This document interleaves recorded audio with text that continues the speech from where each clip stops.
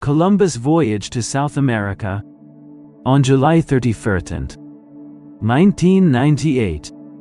During his third voyage to the New World, Christopher Columbus sighted land on the horizon, an island with 3 distinct peaks that he named Trinidad, in honor of the Holy Trinity, located on the coast of present-day Venezuela.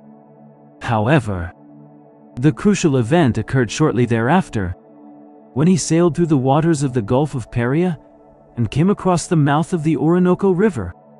Columbus noticed something extraordinary. The immense amount of fresh water that the river poured into the ocean was so voluminous that it sweetened the sea for miles. By the geographic logic of the time, no island could sustain a river of that size.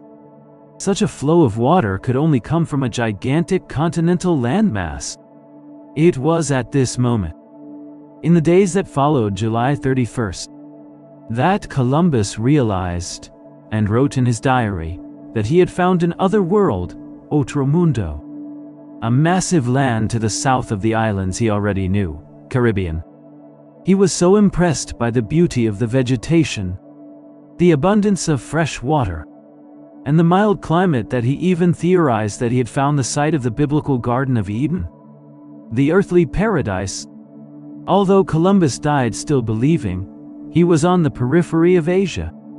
His arrival in South America in 1498 was the first recorded European contact with the South American continent.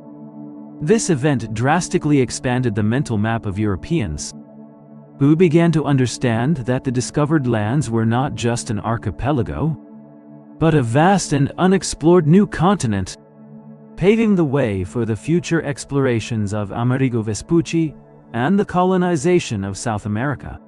Leave a comment if you liked it, give it a thumbs up, and subscribe to our channel.